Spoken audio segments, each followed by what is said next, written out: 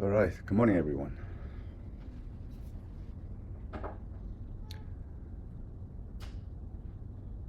Okay, today, um, this is very exciting topic. We're going to manage the networks. The skill sets about network management is one of the most important for cybersecurity professionals. Okay, so let's go ahead and look at. So lots of the commands developed for network management, and that is useful in Linux operating systems. So some of those listed on this slide. So let's read some of those, and we will look at most of those today. So view network configuration. As a cybersecurity professionals, you guys need to set up the network, and also needs to monitor the network and test the internet connections. And then there is a network device, router. Through the router, the internet data packets are moving, right? Coming in and trespassing. So we call that incoming packets and forwarding packets and outgoing packets. Actually, there are basically three types of packets that are dealt and managed on the router. Router, usually that is an electronic device, but you can set up the router in software, not necessarily in hardware. Hardware is, if you develop software, then there are two options. You can continue to use software, or you can print that software on the circuit board. Okay? Oop. What happens? All of a sudden this was, let's see why this happens. Set up display, duplicates. I did the duplicates. Oh, is it? I need to. What's wrong with this?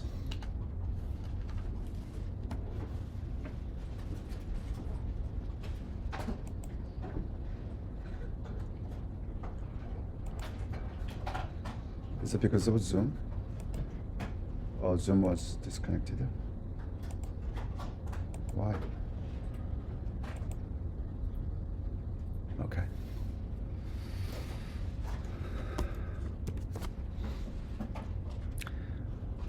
So whatever. Okay, router.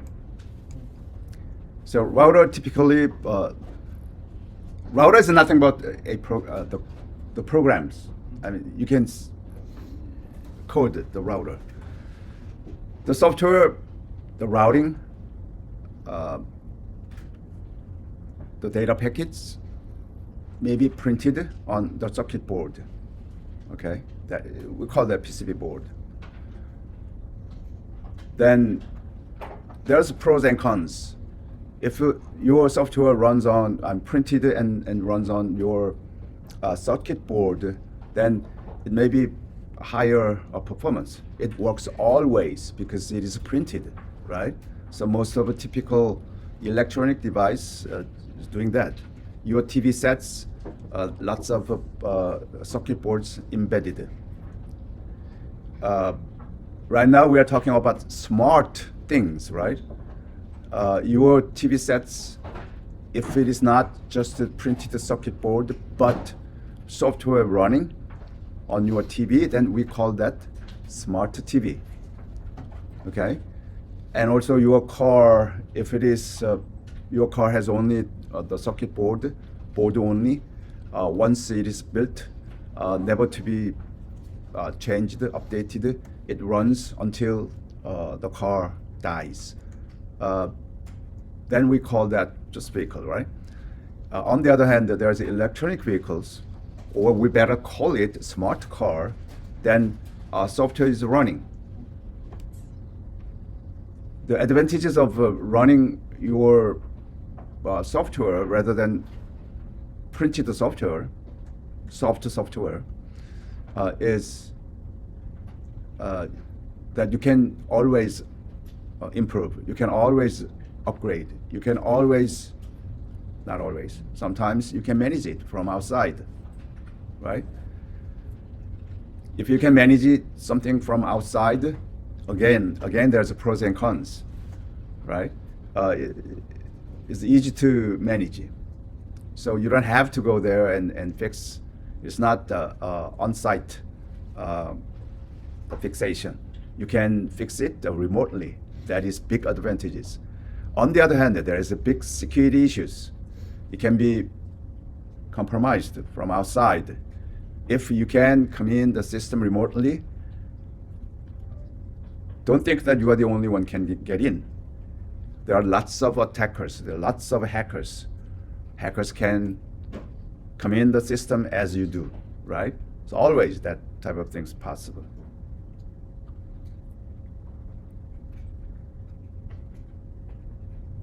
Okay, I'm talking about the router.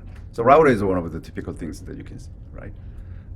That is hardware, but now software.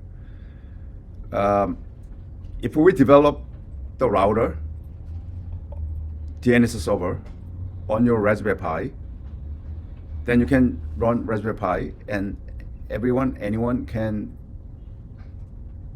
access your Raspberry Pi. They think that is a router, but you can control it.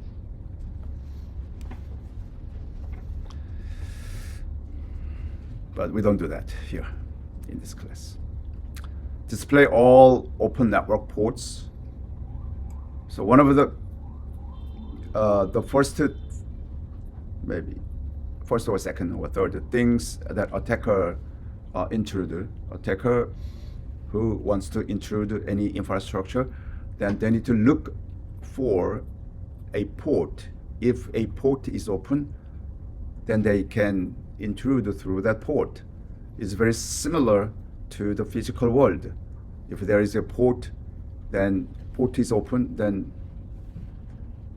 somebody can come in through that port, like a southern border or northern border of the countries.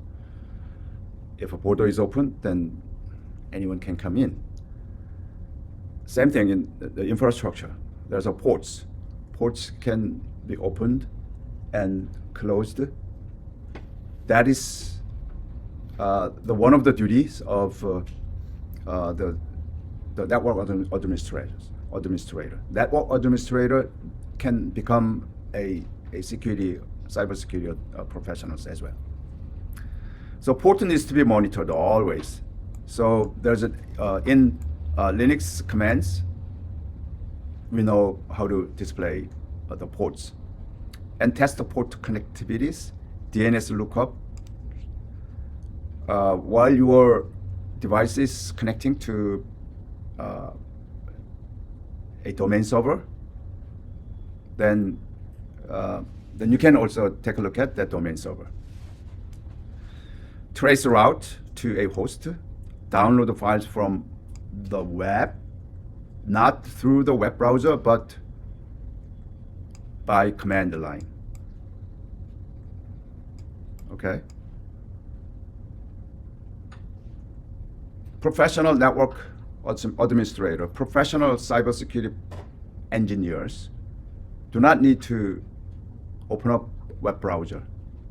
You simply look up some the web content, raw materials. Okay, so we'll look at that also. Check firewall rules. You see, but what is a firewall? We want to set up the wall, like between the countries there is a wall, right? Border wall we set up. if we call firewall, then that may be more stronger than concrete wall. In the cyber world, we set up the wall. We call that firewall. So no intruder, no attacker pass through the firewall easily. In order to, what the firewall can do is that the firewall can decide who can pass through or who cannot. There is some rule. So rule is running on the firewall. Firewall is a device, right? Typically a hardware device, but now software. Big entities, corporates, they set up the hardware router and hardware firewall. And if something happens, if there is a new versions, they replace with the new hardware. If they set up the hardware for routing and firewall filtering, then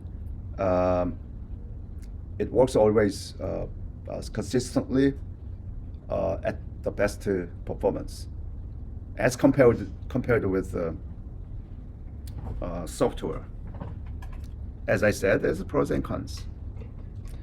And then ARP table that needs to be displayed. What is the ARP? ARP protocol. Can anyone say ARP protocol? I know somebody took the network course. Anybody took network already? Nobody? Okay. I'm taking one right now. Computer networking too. Yeah. So what is ARP protocols? Did you discuss about the protocols, network protocols?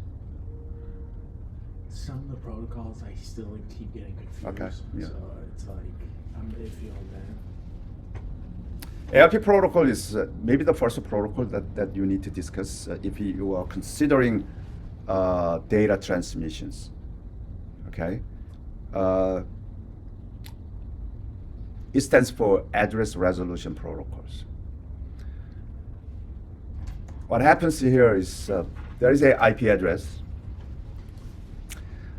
IP address using a 4-byte data size. Then, of course, there's a limited number of IP address, right?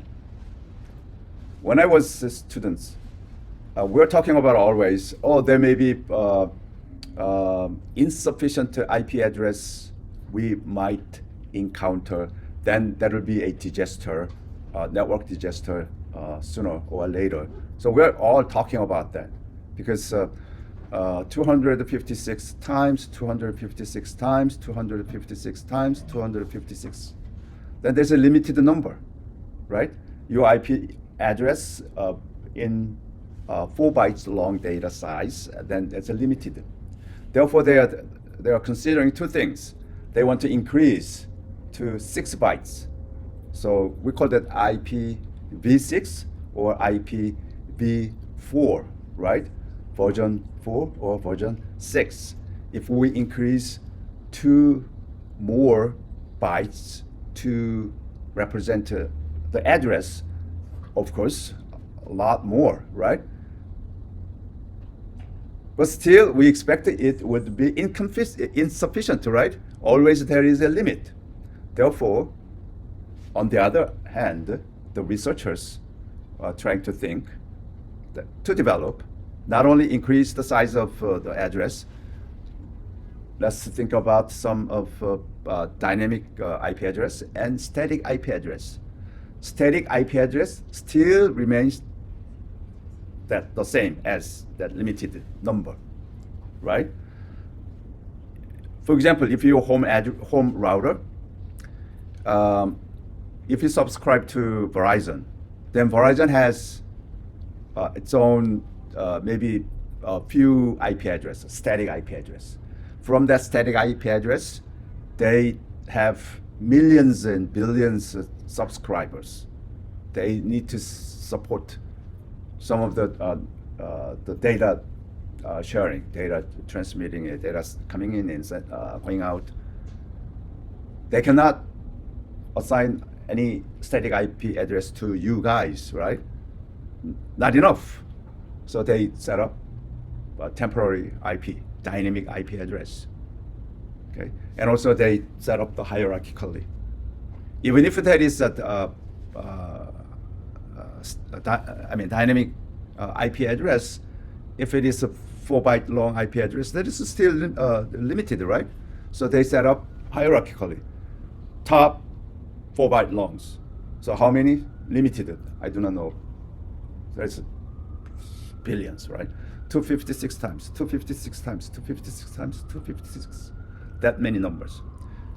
And then one of those numbers go to another dynamic domain and another dynamic domain, another dynamic domain.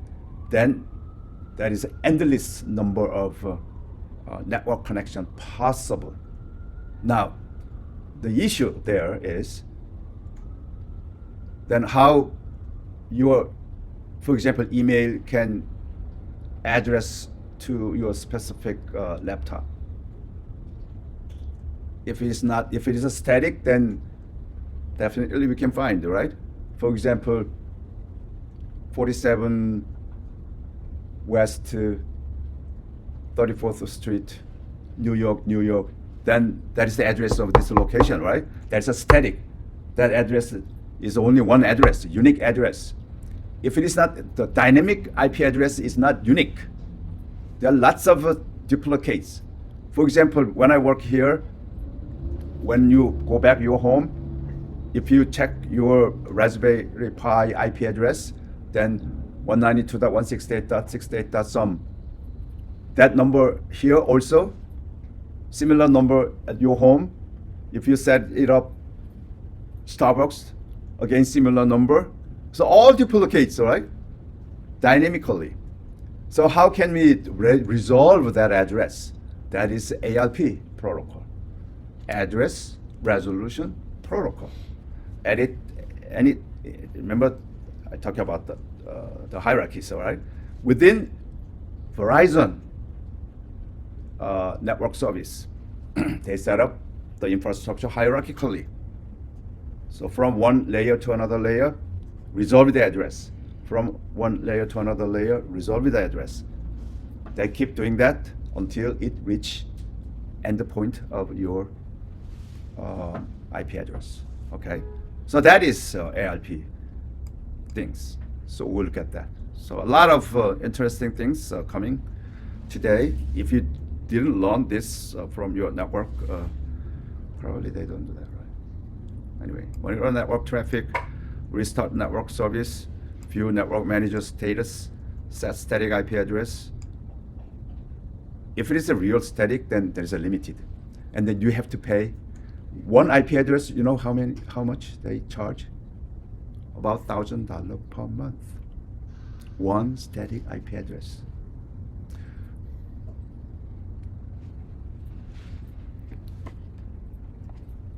Each month.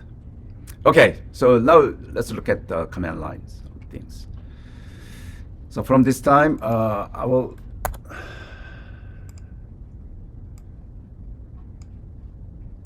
come back here. I think I need to do a little further here. Okay, maybe I need to bring up the terminal. So how can we see the network configuration? First of all, we can see IPA. Then I may be able to see my address, right? Remember that when we first set up,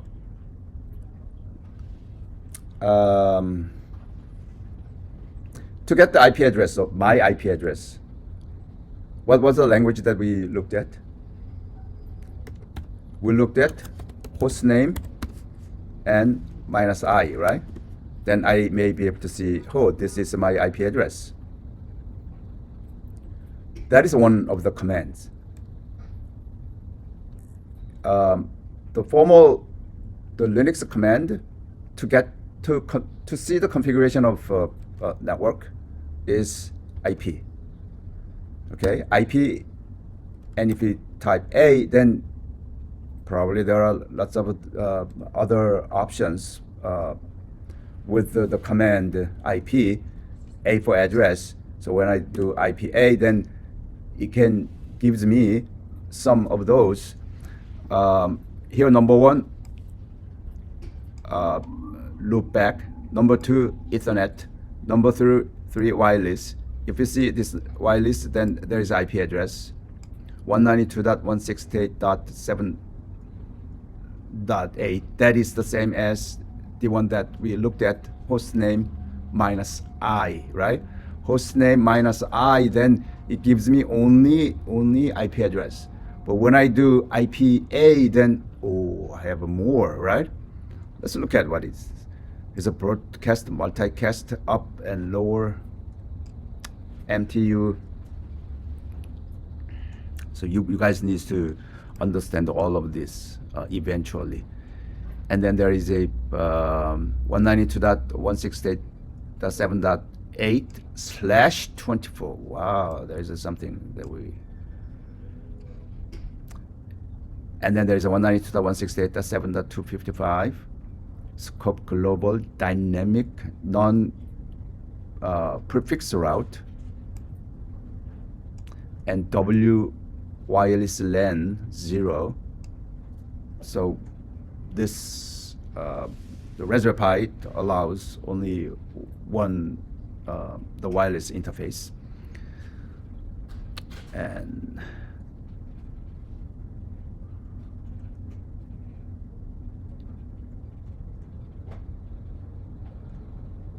okay, so anyone knows this 24/24? Oh yeah, you guys didn't learn that. Evans, while you are taking the network, did you learn IP and / some number? Not really. Did you learn IP address or Yeah, not? I know the IP address, but I don't know the exact 24. What I Or /8/31 32 whatever. Okay, there is a hint. If you look at this all the way back here, there is a prefix. Okay, this is your IP number. 24 means 3 bytes, right? 1 byte is 4 bits long, 8 bits long. So 8 times 3, then there is 24. So 1 byte represents the first number, another byte represents another number, and another byte represents another number. So these 3 IP address, 3 numbers are fixed. That's what it is. Only dynamically we have the numbers, number 8, number 9. So if you check yours probably has 192.168.7 dot some, right? Alexandra, what is yours?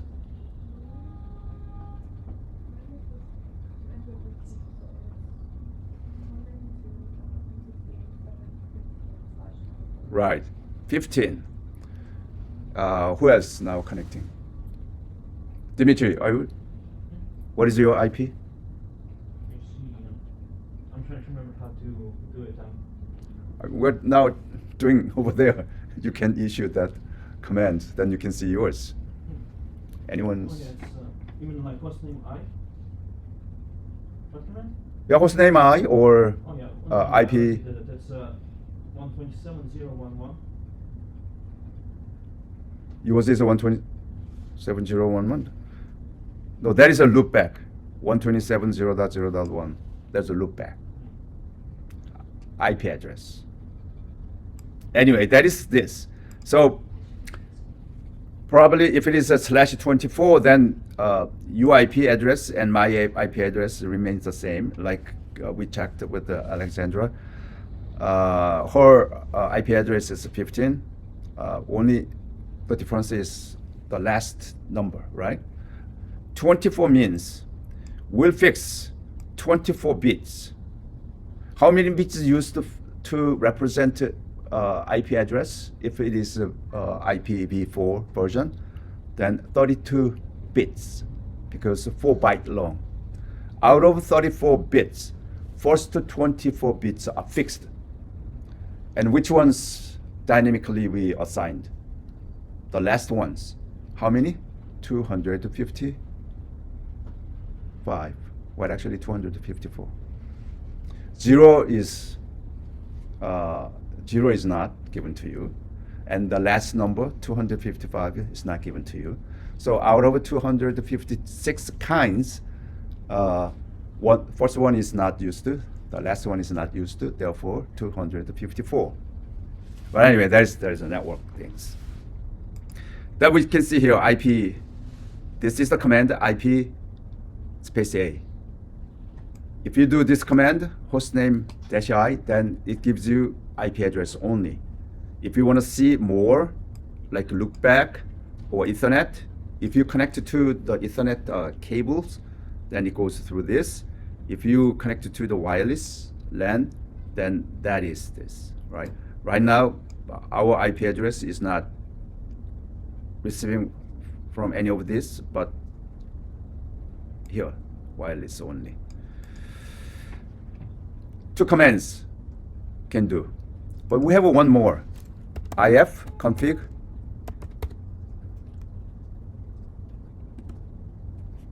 hit enter, then we can still see this guy says WLAN, and then there is a 192.168.7.8, right?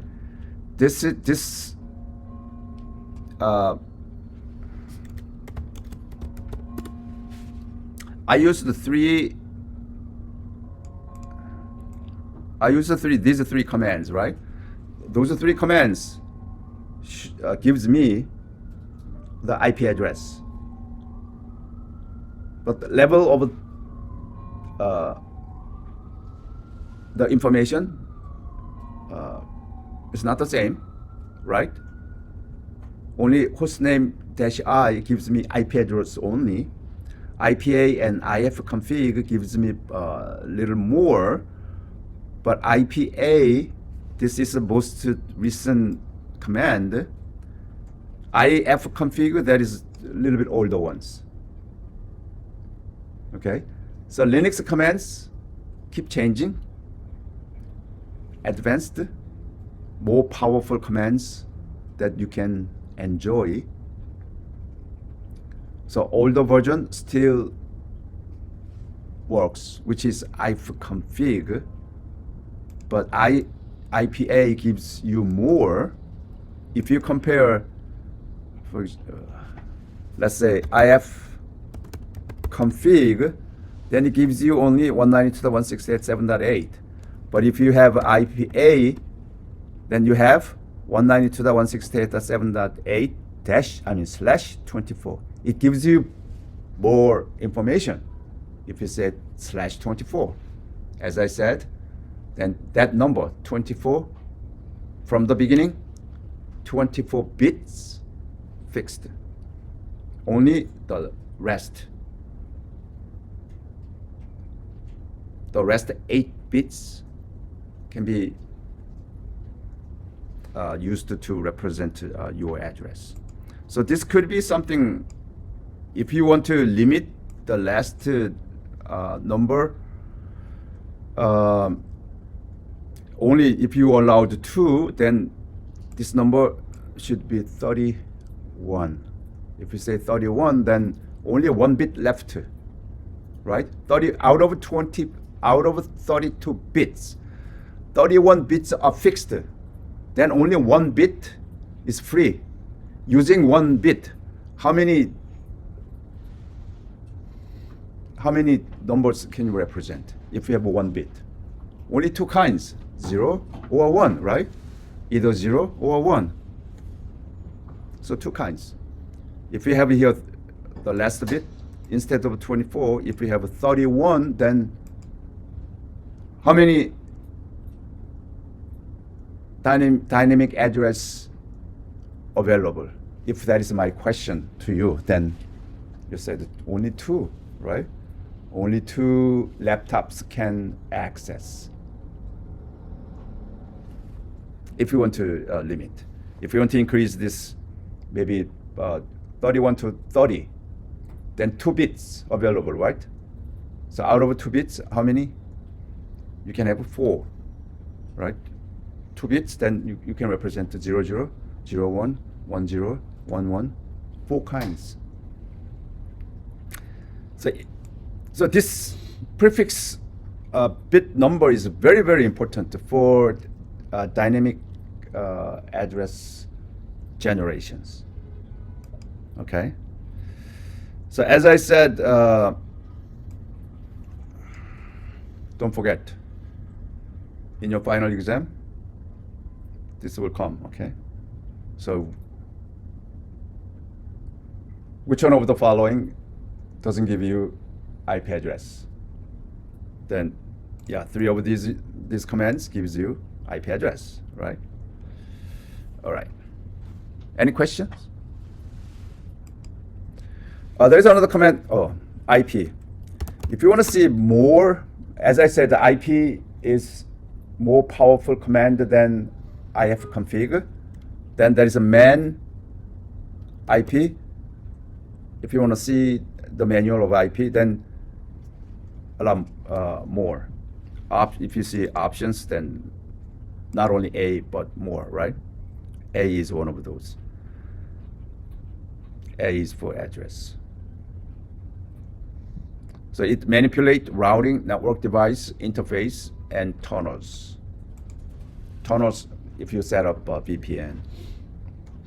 So more, you can see. Okay. Ping. If you want to test the connections, sometimes when you look at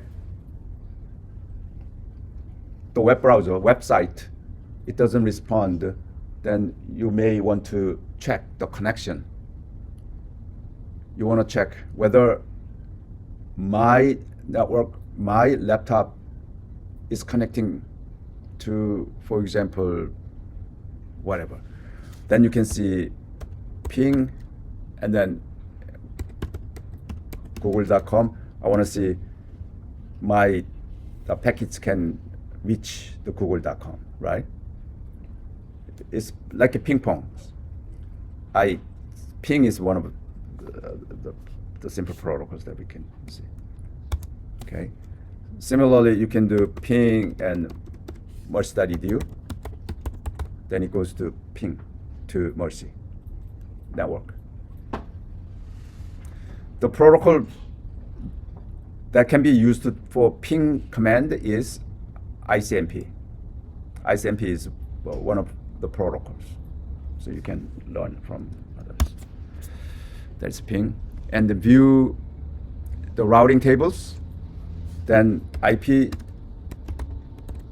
routes, it gives me this, right? IP, remember that IPA, then it gives me IP address. IP route, if you see manual IP, then somewhere it says routing, right?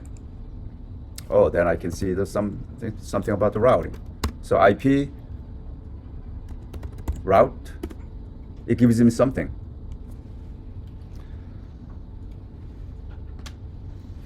Then you need to understand what it is. It says a default 192.168.7.1.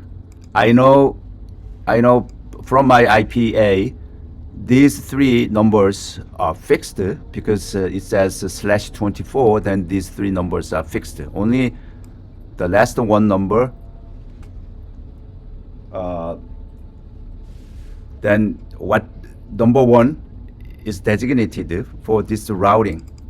So number 1 is called, we call this is a gateway. All the packets coming to the address 192.168.7. something. So to your laptop, to my laptop, some laptops here, then all of those coming through one gateway. So we set up the gateway. So default via, so you know via, through this gateway. This gateway has some of the device. It is called, that device is wireless LAN. So what protocol is used? Protocol DHCP. So dynamic host configuration protocol. Okay?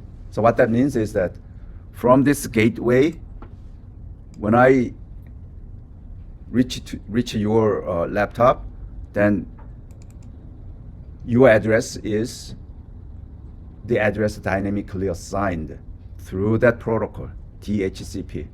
It is not static the IP address. Source, right now my source is 192.167.8. Matrix 600 means what is the priority of my laptop. There's a 600. 600 is a high priority or low priority. Usually when we say priority, then you are the priority number one, right? 600 means very, very low. I think you guys has also 600, right? Alexandra, what is your priority? Matrix? When do? 600. Yeah, 600.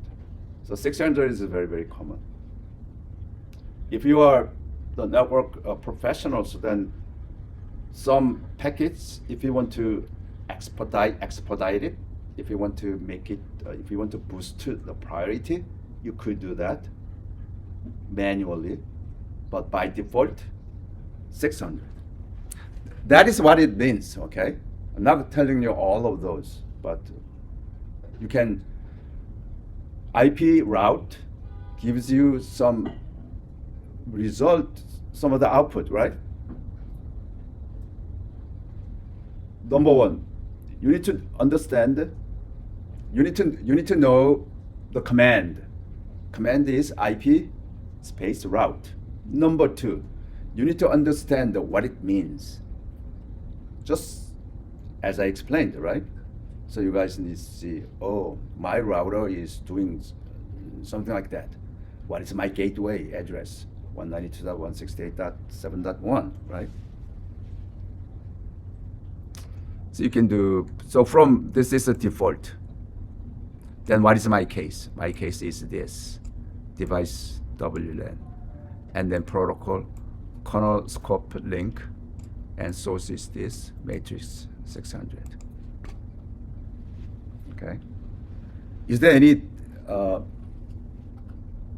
more detailed information available? Of course, there is more detailed information available. Then you need to investigate IP packets. You have to unpack IPs. You need to look at each bit of that IP packets. Is it possible? Yes, it is possible.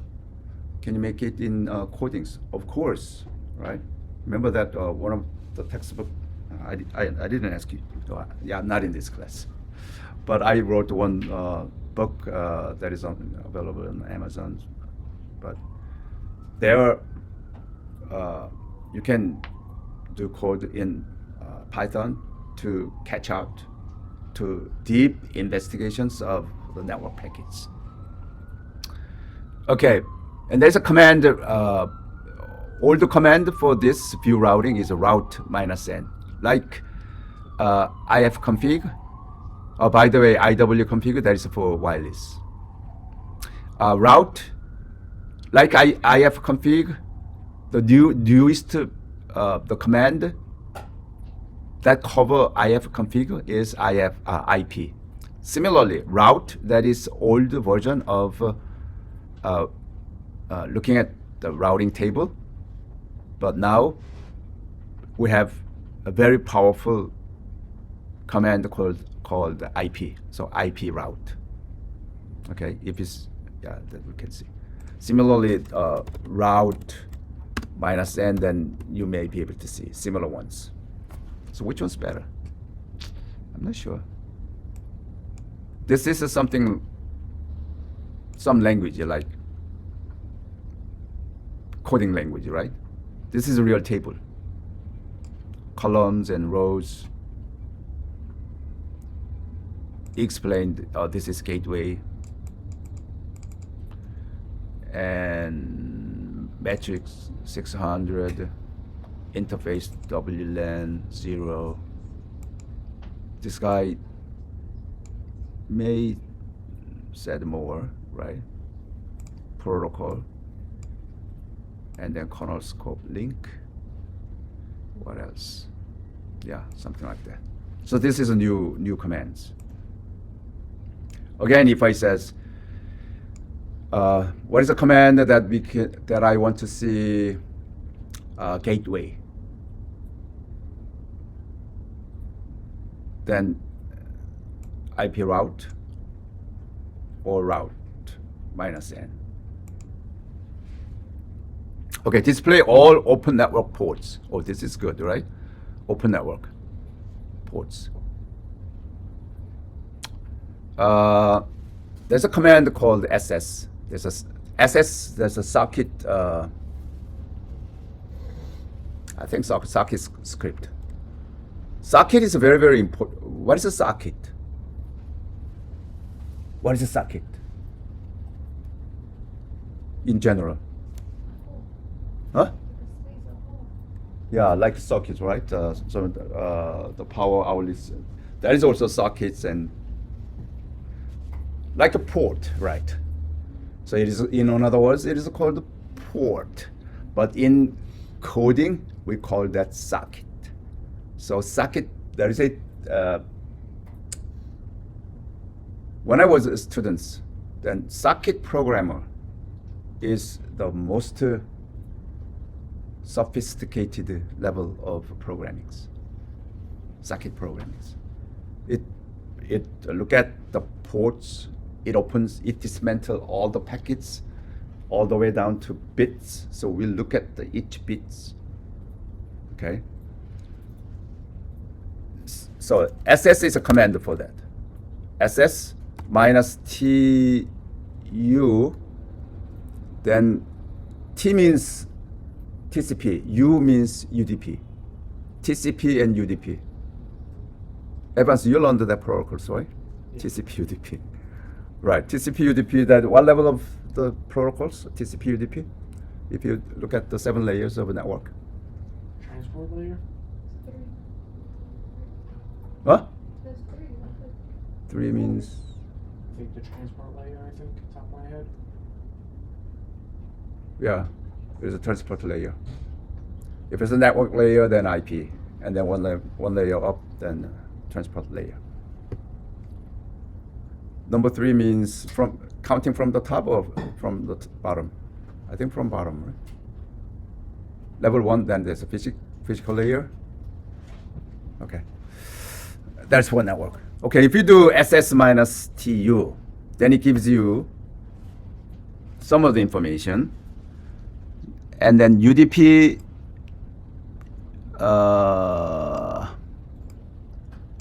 we have to extend more.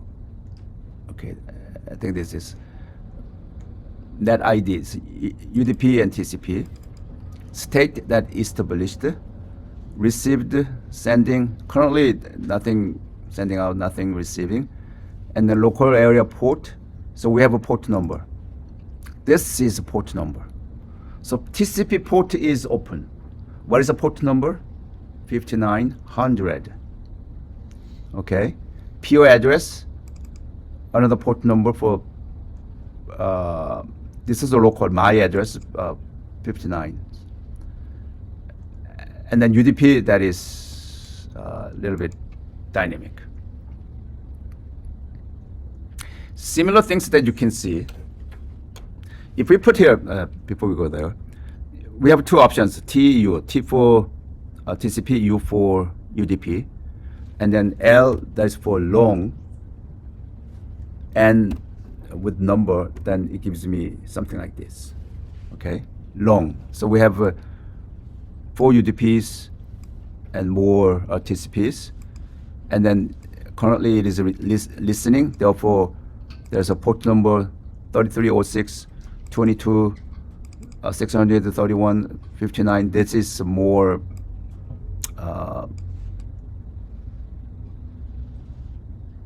this is a local address, right? As it says. 3306, I believe that is if you set up MySQL, then usually there's a port number default port number for each program. If your MySQL is running, then probably 33,306.05 that is open. And then 22, if you open SSH, secure shell, remember on your Raspberry Pi preference, Raspberry Pi configuration and interface, if you open SSH, currently that is open, SSH. And open means, yeah. If you switch this left, then I2C, that is closed. iWire, that is closed. Remote GPIO, that is closed. But serial ports, VNC, that is open, and SSH, that is open. So one of those here, right now, 22, that is SSH port. Port number for SSH programs. If you come to Long Island port, C port, then there is a some of the gateway you can go through, right? That's different from, for example, Miami C ports. Then there's different program is waiting, right? Each program has its own port, and when that program is running, then that program open a designated ports. So 22 is for SSH. VNC, I think one of VNC uses 22. I think one of those is used by VNC. What else? Yeah.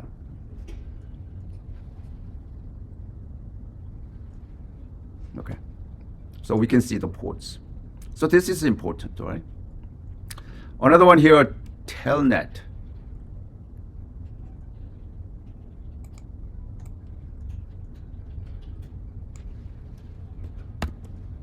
It says Telnet here, right? Has anybody used the Telnet so far? Probably not. It's not available in your case. Why it is not available? If it is not available, why still somebody said Telnet? Telnet is prohibited, as I said here. When I was a student, long time ago, we used the Telnet a lot. We played with the Telnet. What Telnet can do, it can make it blackmails. You can send out mail as if you are someone using Telnet. You cannot trace back. You can set up your own IPs, your own everything using Telnet. You can say, hey, I'm writing this from White House. Possible, right? So that is prohibited. Okay. So about 30 years ago, Telnet was popular among students, so we played a lot using Telnet till maybe 20 years ago. And since then, Telnet is still available, Telnet program, but they have always a warning signs. I think since 10 years ago, Telnet program is completely removed from anyone's the computer. So Telnet name only available. Instead, we have more powerful ones. Netcat, NC. Okay. What Telnet can do is support connectivities. Okay, so I'm going to push this away and let's look at. So Telnet is not possible. It says Telnet not found. NC, if NC is not available at your side, then you need to do what you need to do. You need to install, right? Sudo apt install. Maybe NC is not available. Some other program number. Let's try with this first. Right, NC is not. Let's see if I have. This is not on your slide. This is something more than that.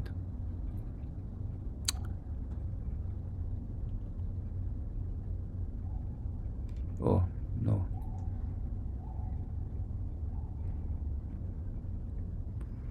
Okay. Maybe then Netcat. NC is no installation. Maybe Netcat.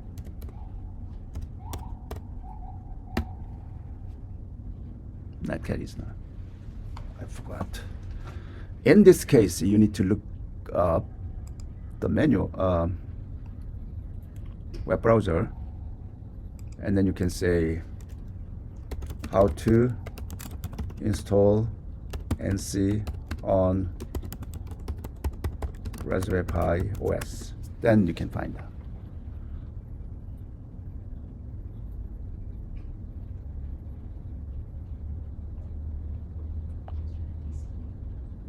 Okay.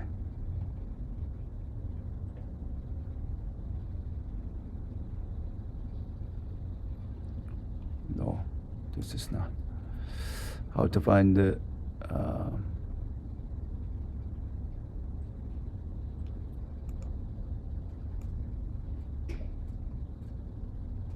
question about NC Netcat in Raspberry Pi. How to install? How to install? Maybe. Why? Video. I want to command the line. Alpine network.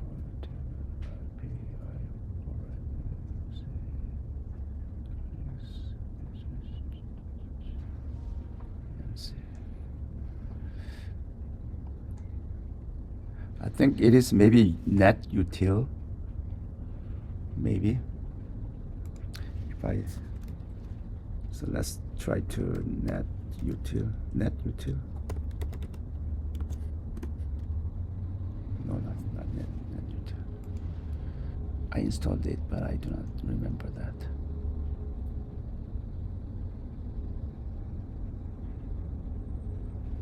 Okay. Give me a sec.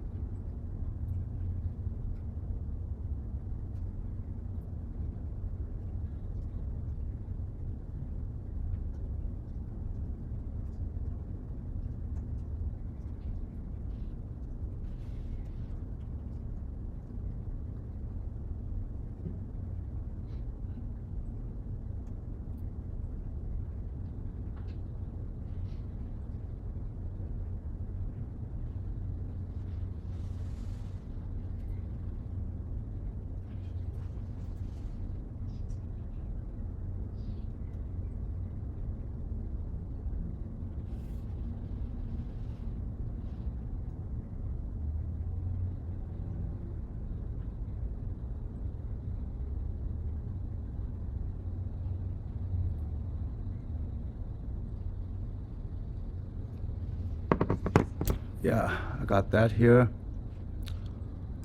So what you need to do is netcat OpenBSD.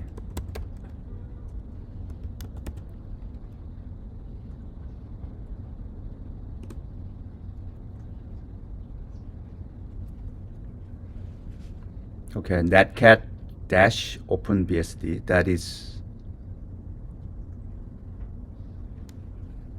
or traditional. Netcat traditional.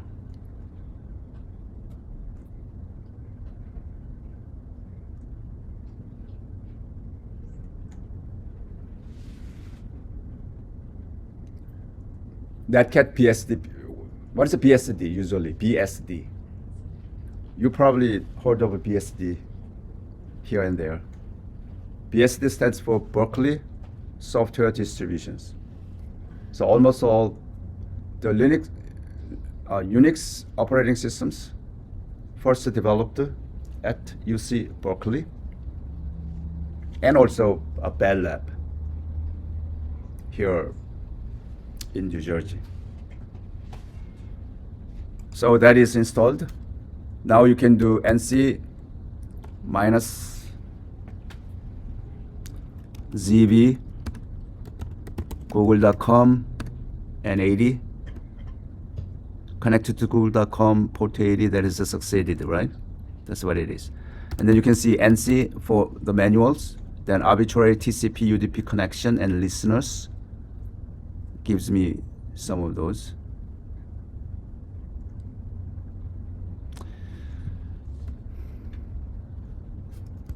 This is a BSD versions, but you can do also here traditional netcat dash traditional. Then that's already yeah, something already is already NetWest versions. This is from that I installed. So if I want to remove, I can do remove. But anyway, so one version is enough. Okay, so next slide that I looked at. This is for extra, so my extra versions. Okay, lookup. Now NS lookup. Again, NS lookup, that is typical command, has been improved by Dick. Okay, so if you want to install the command Dick, there's no way that you can install Dick itself, I believe. For example, if you do sudo apt install Dick, then there is no Dick. Okay, so what you need to do is you need to do sudo apt install DNS utils. What is DNS? DNS stands for Evans? Domain name service. Okay. So for example, the address can be address physically by number 192.168, whatever, 192.168.68, whatever. That's a number. But when you try to visit, for example, www.google.com, then you don't really remember number for that, right? You simply remember www.google.com or www.mercy.edu. You want to keep the name rather than numbers, right? Name is better. But when you request something by name, then name needs to be converted, translated to anyway certain number, right? So all those things can be handled by DNS. So lots of utilities required. In that way, we need to install the command DNS utils. Okay. typically we say NS lookup google.com, then we may be able to see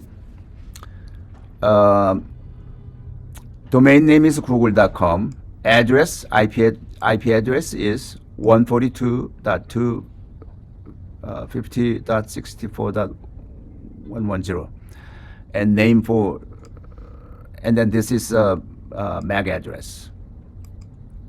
So this is IP address, and this is a MAC address. I believe this is MAC address.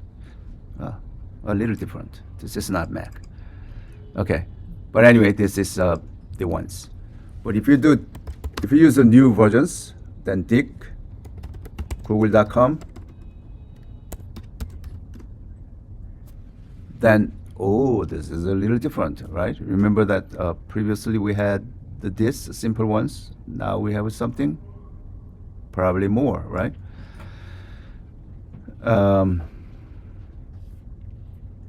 So I don't really go through this, but here Monday, April 7, that is timestamps and subsections.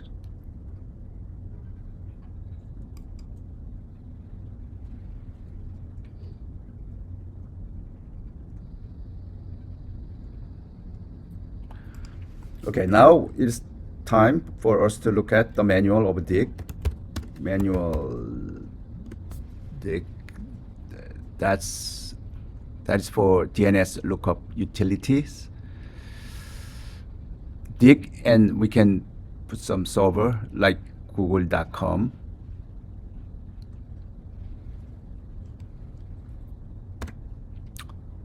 And then here's simple usages. Typical invocation of Google looks like that. Server name type.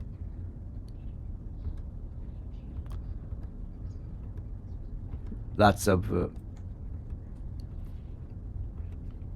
utilities available. It's a long list, right? Okay. This dig itself, you need to learn a lot more about domain name services. So that is DNS lookup. And next one is trace routes to host. So that is a command called trace route. Google.com, then you can see, that is each points that we see. When I go to google.com, we know how my request to go through. If we see some of those here, it has 30 hops. So trace, this is the maximum number. It allows us 65 packets. Initially, it goes through the gateway, right? So my laptop is 192.168.7.8. So go to the gateway. So my message pass first through the gateway to go out. And after that, it goes to 2430. This is somehow Spectrum.com, some of the routing companies, right? And then infspectrum.com, here NYC, NM, whatever, and netopscharter.com, similar to that, and then netopscharter.com here. They're all different IPs so far. And number 7 here, this is similar to that. Number 8. Now here and there, and finally it goes through 142 dot somewhere here, right? So what it means, and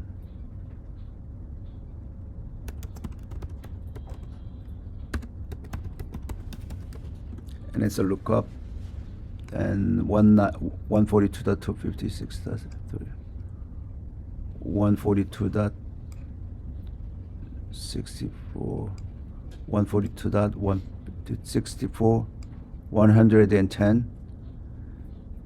This domain name server of that installed for google.com is 142.250.65.238. This is specific IP address, right? Before, to get to this specific 238, one port before coming to this, that is 110. Okay? So we traced how my packet can reach the destination.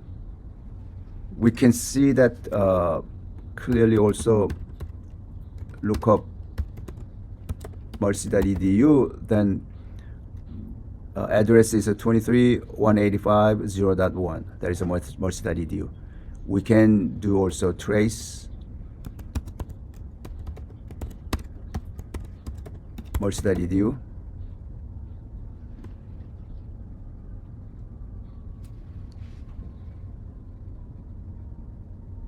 Oh, because there is a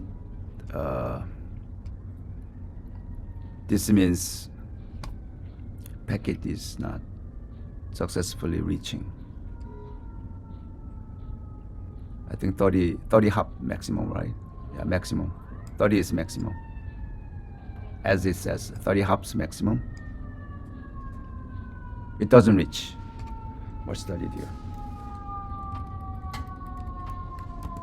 www.mercy.edu.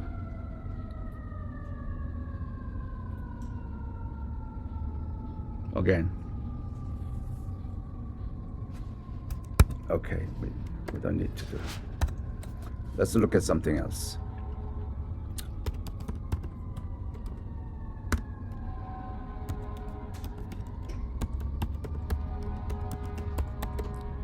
And let's look up cs.columbia.edu. Then 128.59.11.206, and I want to do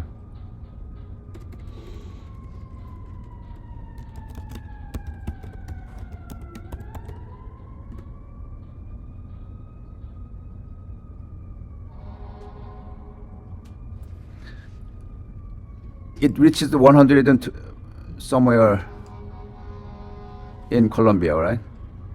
But it lost somewhere. See here, 100, 128.59.11. 128.59 some, right? So in this way, we need to see how it reaches. Okay. Oh, from here, how can we download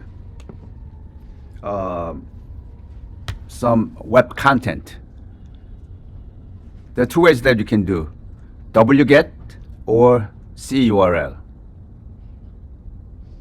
So you can reach something from there. For example, wget http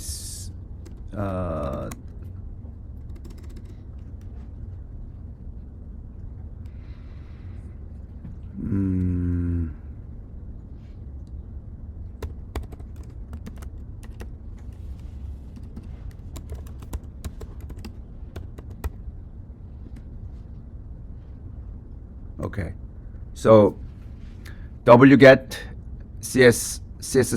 scissecure.org. This is our the cybersecurity program, right? Still running. I didn't know that it is still running. This is Mercy College. This is a long time ago. I developed this, but I don't really do. So it if you go to here, this is the first page, right? Index.html file that has been downloaded, right? So if you see here, CD download, is this? Yeah, CD download.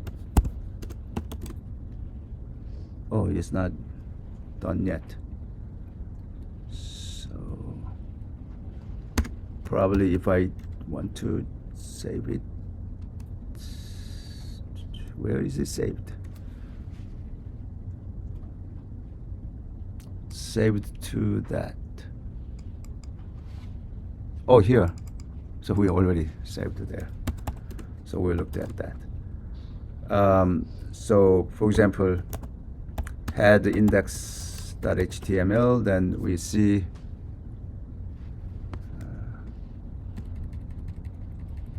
let's take a look at more. Cat index.html. For example, any comments, please contact Jayun Mercy.edu. That's me, right? That's what you can see here at the end of this. For any comments, please contact John. So that is your web page can be accessed by wget. Similarly, another command that you can get is CURL, and then HTTP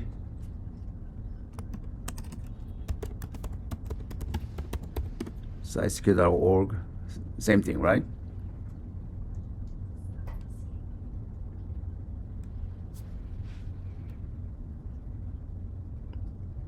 Firewall rule. This firewall rules can be also found. So IP is called IP tables. So man IP tables, then you can see the manual. If it is not installed, then you have to install it. It is IP tables is administration tools, packet filtering, and NAT. NAT is another protocol. Name, I think that is a T for translations. I think network address translations, I guess. So that is possible. IP tables, network address can be, this table shows us network address. So let's see how it goes. That, and if I do IP tables -L, -N, and -V, then it needs system administrator's privileges. Therefore, we need to do sudo. Why IP? So far, we didn't do sudo privileges. This is the first time that we encounter that barrier. Permission is needed because IP tables contains the sensitive information. One of the most sensitive information. If you see this information, then you may be able to see that. Right now, it doesn't show anything, right? Because we do not have any here. But it shows chain input, forward, and output. What it does here is, if some packet comes in, then this table tells us where to go. Okay, I think I have, this is for the, I want to see it. Okay. All right. This shows us more, right? So IP tables, managing packet filtering. This slide is not available at hands-out. You don't need to know in detail, but I wanted to see, if you're interested in, then you can go deeper and deeper. But at your level, this, I'm going to explain simply what it is. I don't remember all of this also. So IP table, what it does is it's a legal legacy. It's not really the new commands. Legacy firewall tool in Linux for managing packet filterings. Options -L means list current rules. -N don't resolve IPs or host name. What it means, if you have a -N, then if some address comes in, some package comes in with some destination IP address, then sometimes no service is given to that packets, right? It is maybe denied for some reason. All those things can be done by filtering rules. So we can see the rule. Input rules, forward rules, and output rules. Input rules to handle incoming tables to your laptop, in our case Raspberry Pi, right? Forward rules, it handles the traffic passing through your device. Output rules handles outgoing traffic from your device. So the packet rules could be like this. If you want to add the rules saying that all input packets automatically drop, for security reasons, you do not allow, first of all, any packets by default, I want to drop it. Okay, there is another rule. So IP policy -P means I want to set up the policy for IP tables. My policy, my bottom principle, my bottom line policy is to drop all the packets. But I want to add more specific rules, so -A, for that input. If there is a protocol in TCP, so -P is kind of protocol, TCP. If it is the TCP protocol, that protocol comes into port number 22, I want to accept it. Okay? That kind of rules can be designed by network administrators. So that is a little detailed, right? Therefore, I didn't include. But those who are interested in the network, I want to open your eyes to look at some ideas, understand some concept. So each rules, firewall has a number of rules set up. How many? Sometimes hundreds and thousands of rules set up. At each time they set up, like sudo IP tables, -A for attach. I want to attach the input, that's a keyword. I want to attach the input rule followed by something, -P. I want to make a rule, something about the protocols. Another one is I want to make a rule, something about states. States about the packet states. If a packet state is to establish or relate, still I want to accept.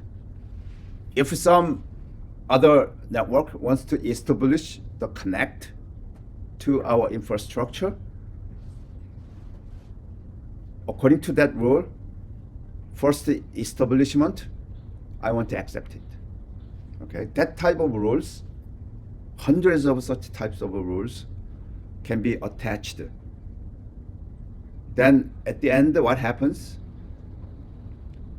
System administrator, network administrator, cybersecurity administrator, and they'll end up having some difficulties. They are confused. They don't have clear principles, clear policy for managing the network packets, because so many rules applied. One rule may be conflict with the other rules, because earlier rules, our policy is A. Later rules, our policy is not A. A rule and not A rules two rules are conflict, right? That may be possible. But anyway, that's what I want to say to you. Okay, there's IP tables. Now ARP tables, address resolution tables, ARP minus A. So let's do here, ARP minus A. Oh, this is something.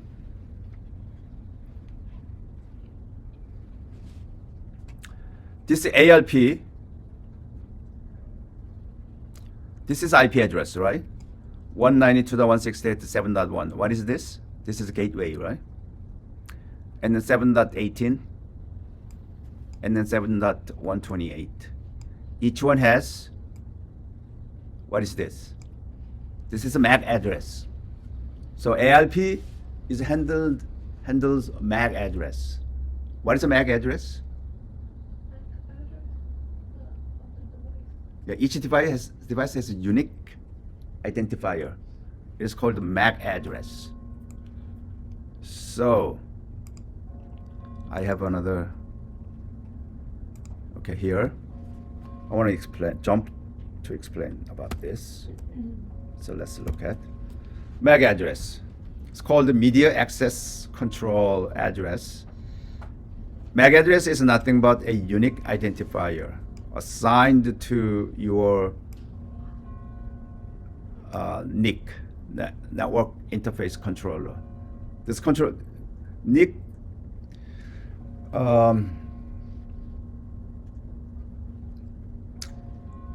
if you were taking computer science course in about 20 years ago, then you probably understand what is a NIC. And then there's a NIC card, network card. So on your laptop,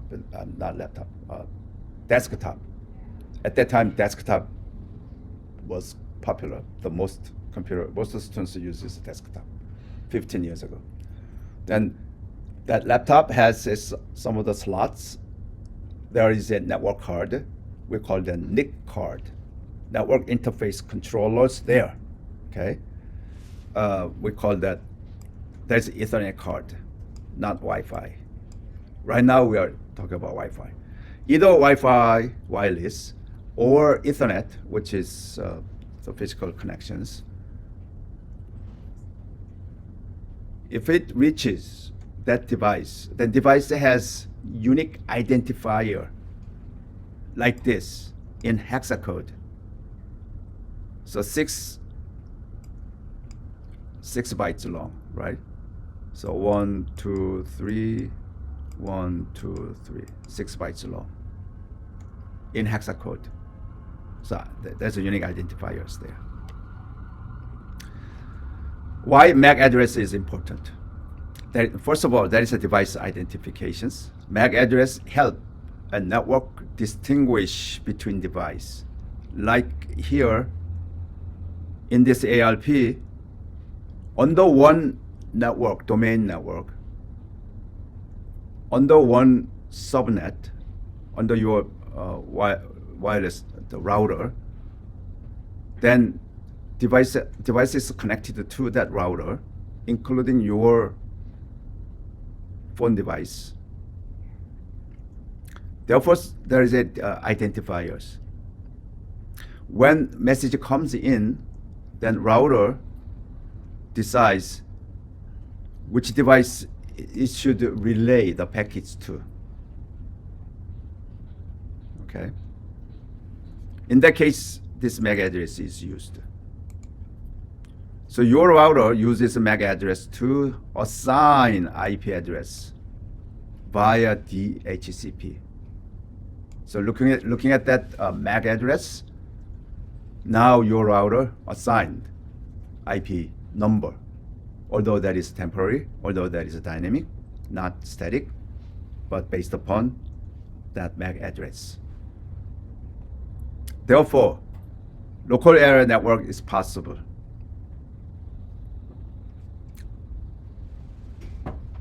So layer 2, data link layer, from the physical layer 1 and data link layer, that is 2.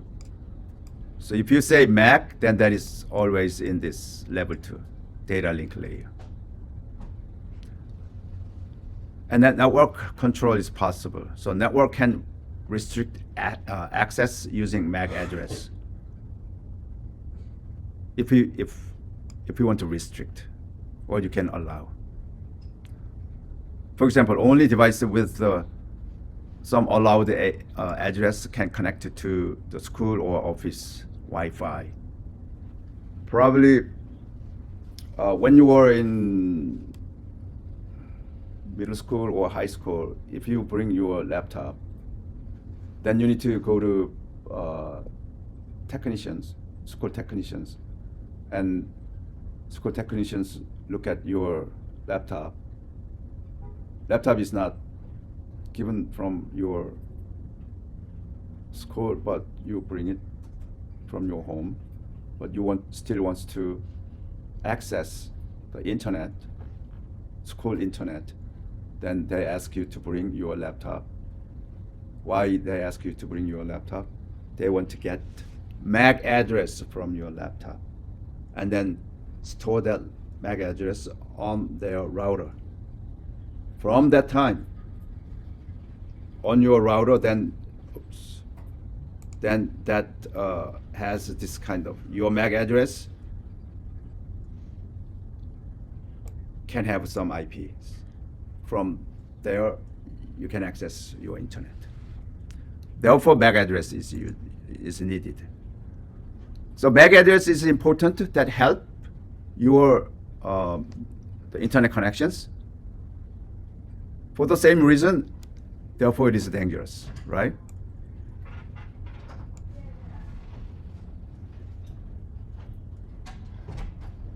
Gregory, what if we dismiss earlier?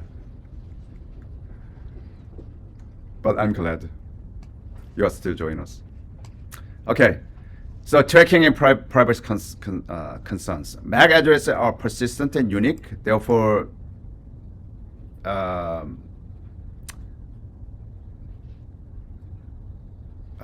if a hacker may tweak your MAC address, then your MAC address, your iPhone, not only iPhone, your smartphone is no longer connectable. Okay, if your MAC address is tweaked, randomized access. MAC address spoofing impersonation is possible, like this, but we're not going to practice this. Warning risk includes bypassing MAC-based access control, intercepting traffic, and then impersonating a trusted device on a network. So attacker can spoof your network access.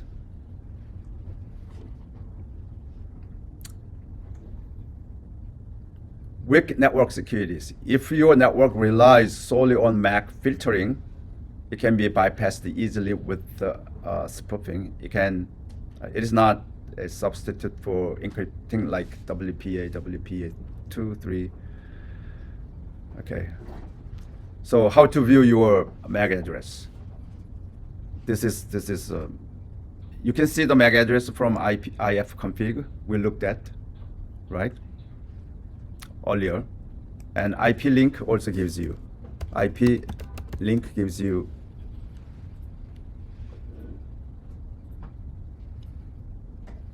a MAC address. Where is the MAC address?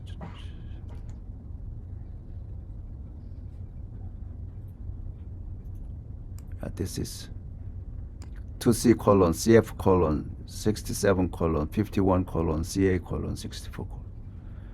This is being used right now, right?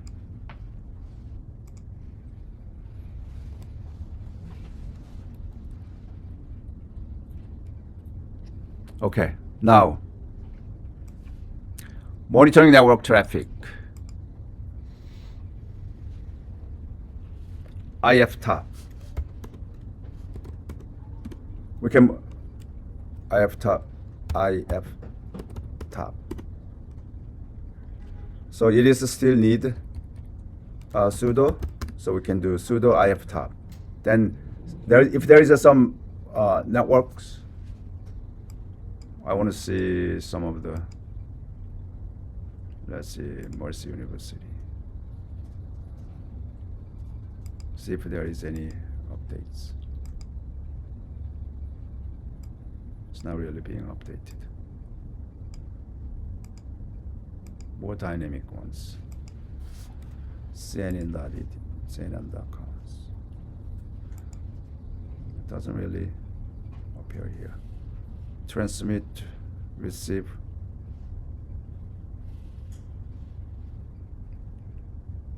We don't really catch here. So Control C, and then let's look at end load.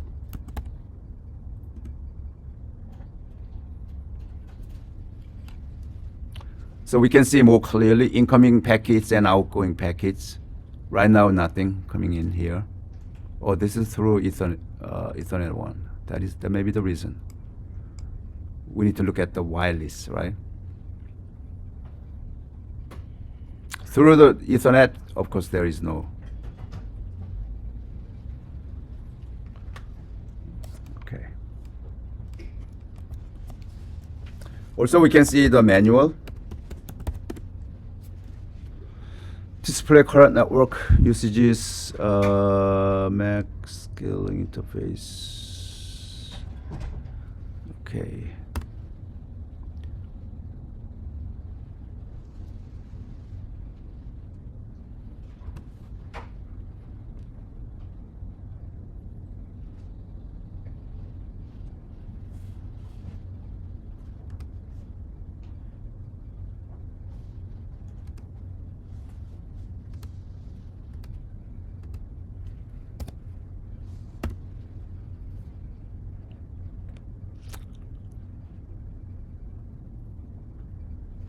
Mac end load -A, then maybe for 30-second -I -M, max scaling interval.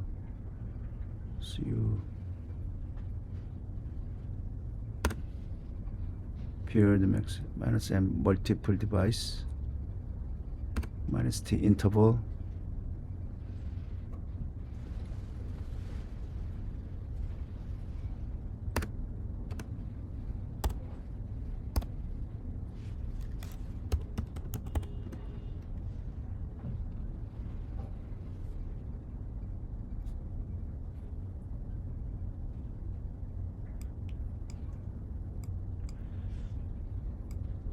Device. How can we check?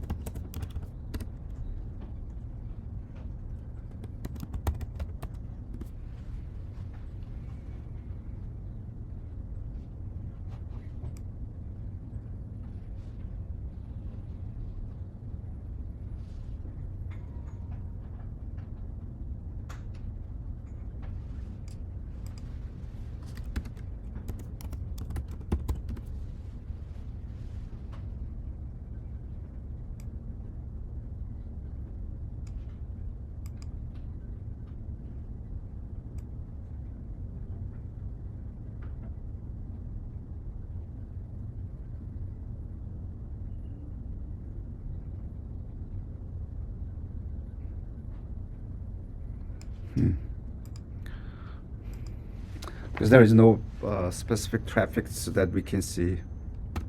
Actually, my Raspberry Pi don't do much, therefore we don't really see here. If we could see it, it would be very helpful. But there's a network managed status. This is a GUI based. This is a brand new command. NMC. NMC means network management. NM means network management. CLI stands for Command Line Interface. Okay, Network Management Command Line Interface. So we can try here Network Management Command Line Interface, and then we need to look at the, let's see, manual first. Network Management Command Line Interface, manual. This command line tool for control network managers, options, general network radio connections, device agents. So we can say this is for device right now. If we want to see device, and then there is a radio. I think there's a general. So we may try general, radio, and device. A for ask, C for color. This is for, okay. So NMCLI DEV, let's see that status. Then we see here Wi-Fi is currently connected. Loopback is always. And Ethernet, that is unavailable. Therefore, when you do nload, it looks at the it try to look at F0. It is unavailable, of course. Therefore, there's nothing, right? This wireless LAN is connected to. This shows me the SSID also. My Raspberry Pi is connecting MT CIS Lab Wi-Fi, like yours as well, right? That is a device status. NMCLI, let's see, radio. So what it is. So Wi-Fi HW enabled, Wi-Fi enabled, WAN enabled, wide area wireless area network HW, that's missing.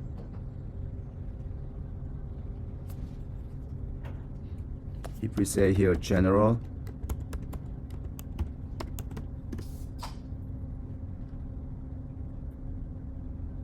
yeah. So that is a command for that. Static IP address, if you want to assign the static IP address temporarily, you can use this, but we don't do that here. And flush DNS cache, only if we are using system resolved, but we don't really do here. Oops. Okay, wireless networking.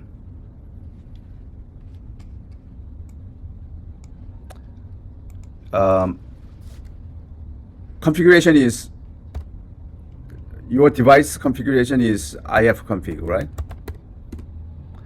But for wireless, you can do IW config. Then only something about wireless.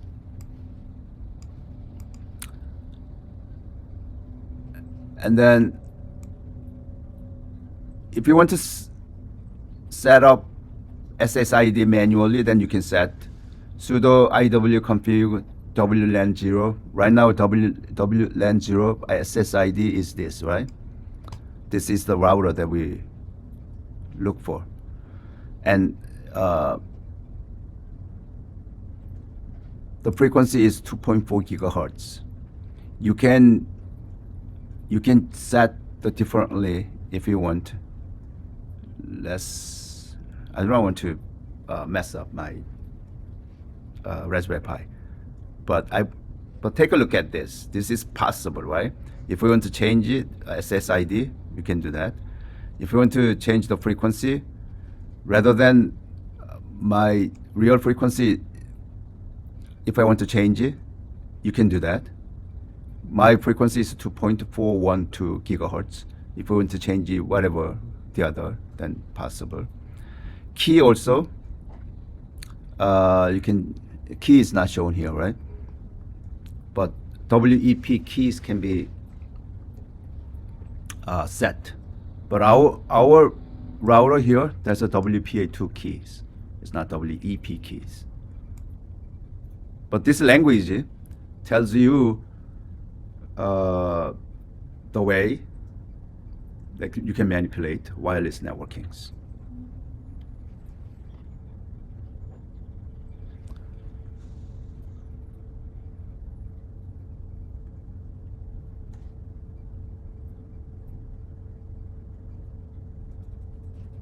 Okay, I think this is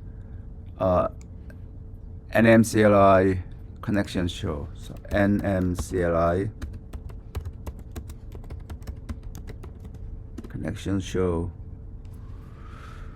So this is a router, our router, and this, and the network device is WLAN 0. Signal is Wi-Fi signals. Then UUID is this. This is a unique ID as well. This connection unique ID. We don't really use UUID, but some sophisticated connections, it asks you to enter UUID. You may see that inquiry along the way that you work on this area, this technologies. Then if it is required for you to enter UUID, then you can come back here, NMCLI connection shows, then you can see that UUID. It happens sometimes. Okay. I think. All right. Now this is a very interesting. This is the final technique that we are going to work today. How can we see the network speed? How can you measure the network speed between two devices? Then we need to install iPUF Performance 3, iPUF. Once you install this, then you can start iPUF -S, this is for server, -C, that is a client. Then you need to, your client needs to connect to your server with the server IP address. Then you can see at both sides, let's say WPA, or this is one Raspberry Pi and another Raspberry Pi, then server needs to first to run, and then client can access, then you will see the performance. That can be done not only between Raspberry Pi, but also from your Mac Pro. So what I want to show to you, okay, I have here, this is my Raspberry Pi. So I can say iPUF 3 -S. Okay, I want to run my Raspberry Pi as a server. Then it waits for that. And then from my laptop command line, I want to, of course you have to install iPUF 3. By the way, if you want to see how to install, then you need to do, you can install it using Brew. Okay, you can brew it. Brew, check the version if Brew is available. And then you can do, you can install it from, you can download it from GitHub, usercontent.com, homebrew, install, head, install.sh. You download this in command line. How can you download? Using CURL. Remember the CURL or wget? Those two commands that you can get the files, right? So you need to get the files from this website. Then you will get IPOP3 command, and then you need to brew it. Brew install IPOP3 and check the versions. Okay, so assume that you have your IPOP3 is available, and you want to as a client -C, because you have your own server is currently running, and then you need to put 192.168.7.8. This is the address for your Raspberry Pi, right? See if they are communicating. So I'm talking about from my laptop to my Raspberry Pi. I'm curious. Here at school, it was good. My home. So my IPOP3 server is running. Now client to run. I'm going to hit enter. It's connecting. Remember here is receives.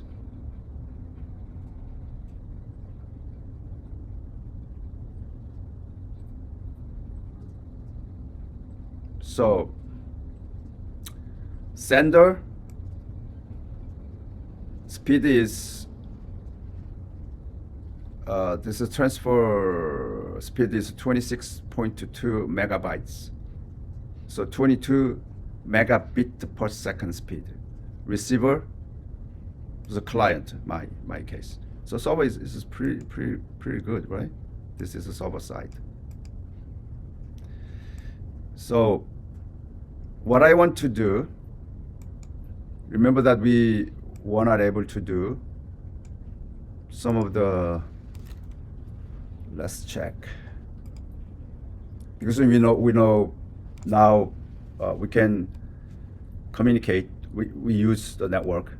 So something that we didn't use, I'm going to use that. Check the traffics.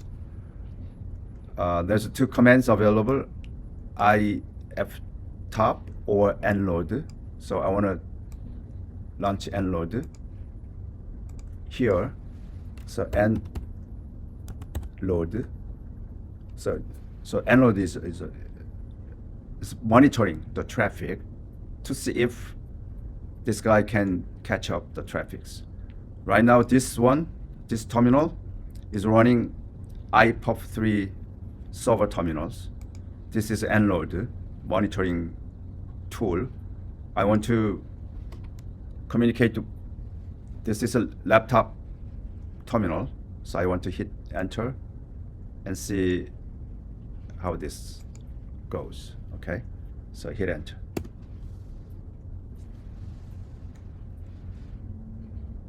This is not really, because this is, as I said, this is Ethernet, not the wireless, not WLAN. Yeah, that is the reason. Monitoring network traffics. This guy is doing the network traffics through the Ethernet only.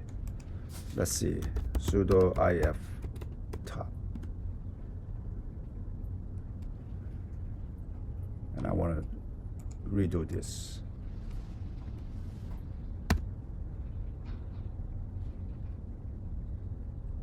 Again, this is only Ethernets.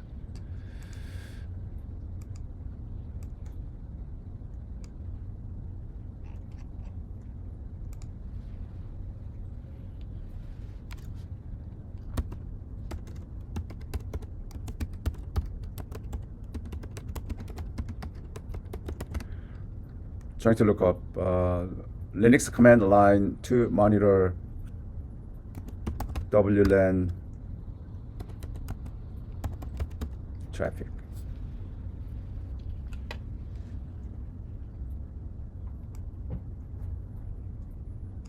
Network traffic that we know, right? Node, NMCLI. We're talking about wireless. How to network Linux systems. It doesn't show it. 90 monitor. Let's see. 90.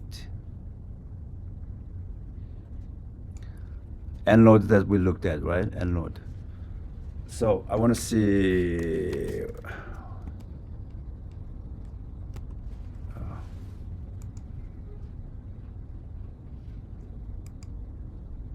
Bandwidth, keep traffic. This was. What is this? Node. B bandwidth monitor. Packet. B monitor bandwidth monitor.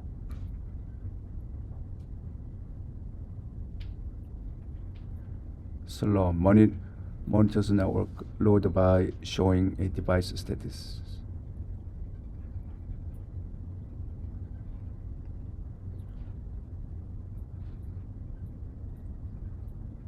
I think there is some tools available.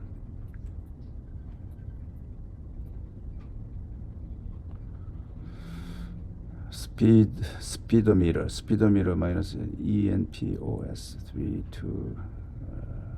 That's net load.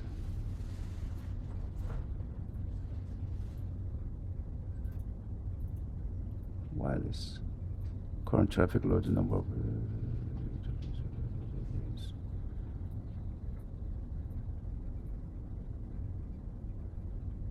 IF top that we looked at. That works for Ethernet only, right? Traffic. How can you do? Is there any way that we can do?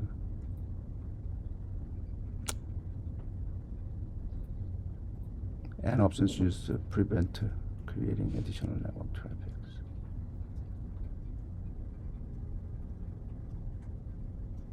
TCP tracks.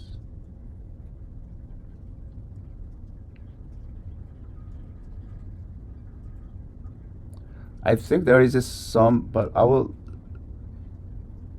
find out and show to you if it is available by next week. But I'm now not sure. These are all third-party vendor products, not the typical Linux command. So, but I think that there may be something available. Then we'll get more interesting result like here. Okay, we see some of the performance. This time performance is not the same as previous time, right? You can see this is 22.3, 25.6. In the previous ones, 26.3, 23.0. So at each time, it gives us a different performance, of course, right? Different speed. All right. Any questions so far? I think this is almost done. Okay.